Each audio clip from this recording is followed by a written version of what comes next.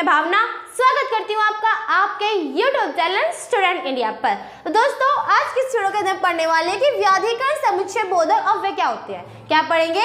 व्याधिकरण समुच्चय बोधक अव्यय। तो पहले तो ये जान लेते हैं कि व्याधिकरण समुच्चय बोधक अव्यय क्या है।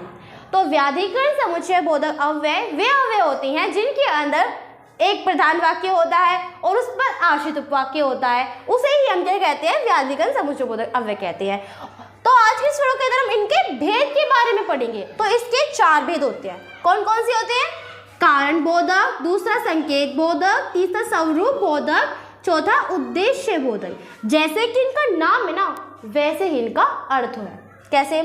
कारण बोधक, देखो कारण क्या होता है? कोई रीजन होता है, वैसे इसका अर्थ भी है। अब पहले तो कारण बोधक हम जैसे पढ़ लेते हैं, चूंकि, क्योंकि, की, इसलिए आदि, मतलब ये से क्या है? जैसे है। उदाहरण के साथ समझेंगे।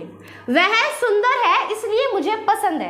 अब आप खुद ही पढ़ के देखो कि वह सुंदर है इसलिए मुझे पसंद है, इसमें कोई कारण बताया जा रहा है? हाँ बिल्कुल बताया जा रहा है। कैसे? देखो, इसलिए मुझे पसंद है, तो मुझे पसंद क्यों है?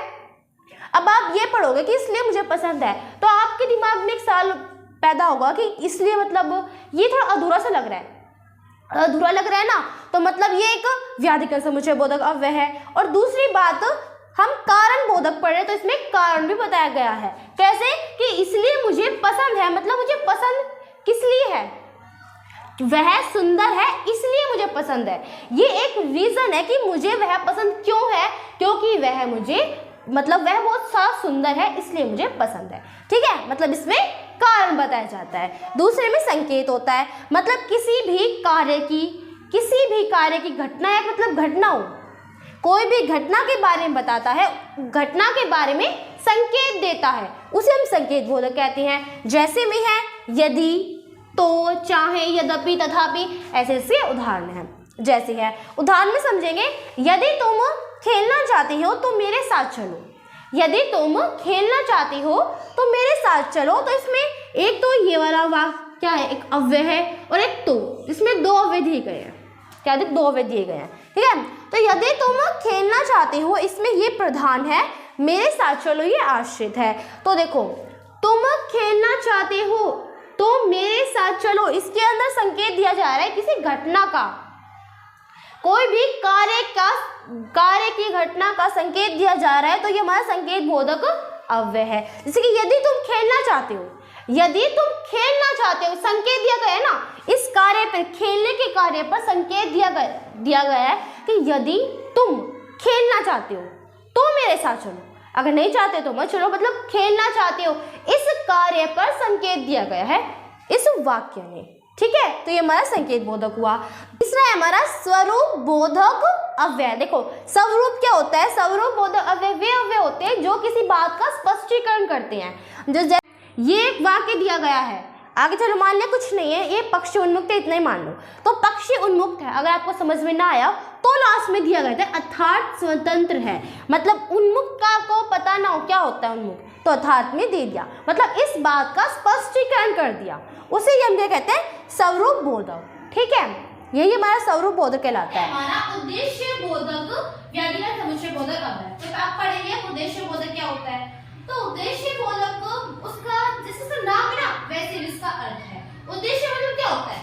उद्देश्य मतलब कोई किसी काम का उद्देश्य हमें पता चलता है, कोई काम कर रहा है, उसका मतलब क्या है, उसका उद्देश्य क्या है, तो वही हमारा उद्देश्य बोधक होता है। अब जैसे कोई आप काम कर रहे हो, तो उस काम जो आप कर रहे हो उसके काम करने का उद्देश्य क्या है, वही हमारा क्या होता है? उद्देश्य बोधक कहलाता है। फॉर एग्जाम्पल उदाहरण दिया है, जैसे पढ़ते हैं, जैसे ताकि, जिससे, ये इसके हमारे जैसे हैं। उदाहरण है, खाना खा लो ताकि भूख ना लगे। अब आप पहले पढ़ के देख लो उसमें क्या कहा गया कि खाना खा लो ताकि भूख ना लगे, है ना उद्देश्य है। देखो, खाना खा लो, खाना क्यों खाए? ताकि भूख ना लगे।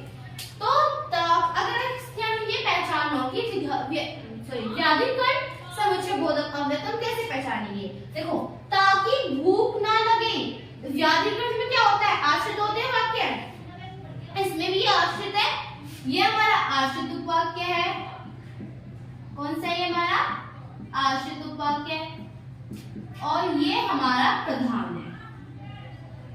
ये हमारा प्रधान वाक्य है, ये आश्रित वाक्य है। ठीक है, ताकि भूख ना लगे। अब आप पढ़ोगे ताकि भूख ना लगे, किस टाइप से मतलब हो, ताकि आपको अधूरा लग रहा है ना बिल्कुल कि ताकि भूख ना लगे, क्या है आगे ऐसा कि हमें भूख ना लगे, तो आगे है कि खाना खा लो। एक बात है कि ये हमारा व्याधिकरण समुच्चय बोधक है, ये हमें पता चल गया। और ये कौन सा व्याधिकरण समुच्चय बोधक है? ये हमारा उद्देश्य बोधक व्याधिकरण समुच्चय बोधक अव्यय है कि खाना खा लो। क्यों खाना, उसका उद्देश्य क्या है? खाना खाने का, लेकिन वो भूख न लगे इसलिए खाना खा। ठीक है, तो 4 भेद होते हैं व्याधिकरण समुच्चय बोधक अव्यय के, कारण बोधक, संकेत बोधक, स्वरूप बोधक और उद्देश्य बोधक। तो ये 4 भेद जो है मैंने आपको करवा दी है, इन्हें दोबारा रिपीट करवाती हूँ। ठीक है, तो पहला हमारा कारण बोधक होता है। तो कारण बोधक जैसे कि वह सुंदर है, मतलब किसी चीज का कारण, किसी चीज का कारण बताया जाता है इसमें। वह सुंदर है इसलिए मुझे पसंद है, उसे पसंद क्यों है? कारण क्या है? क्योंकि वह सुंदर है। दूसरा संकेत बोधक, इसमें यदि तुम खेलना चाहते हो तो मेरे साथ चलो। तो संकेत बोधक मतलब किसी घटना का, किसी कार्य के ऊपर संकेत दिया जाता है। तो यदि तुम खेलना चाहते हो तो मेरे साथ चलो, अगर खेलना चाहते हो तो मेरे साथ चलो। इस कार्य के ऊपर संकेत दिया गया है कि खेलना चाहते हो, इस कार्य जो कार्य है हमारा खेलने का, इसको करना चाहते हो तो मेरे साथ चलो, यह संकेत दिया गया है। स्वरूप में होता है कि जिस किसी चीज का स्पष्टीकरण किया जाता हो। पक्ष उन्मुक्त है, अर्थात अगर आपको समझ में ना आए कि पक्ष उन्मुक्त है मतलब अर्थात में दिया गया है, वह स्वतंत्र है। ठीक है, तो इसमें अर्थात का मतलब ये होता है।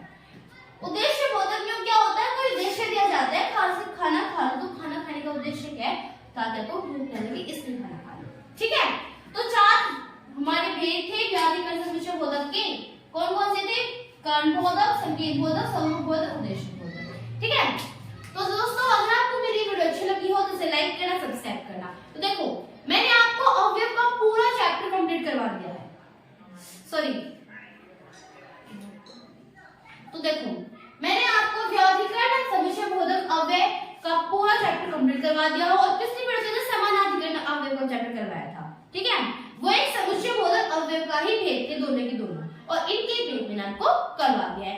नेक्स्ट वीडियो के अंदर मैं आपको विषमयादि बोधक करवाऊंगी और उनके भेद करवाऊंगी। ठीक है, तो अगर आपको मेरी वो अगली वीडियो देखनी हो तो इस वीडियो को सब्सक्राइब भी कर देना। ठीक है, thank you for watching my video.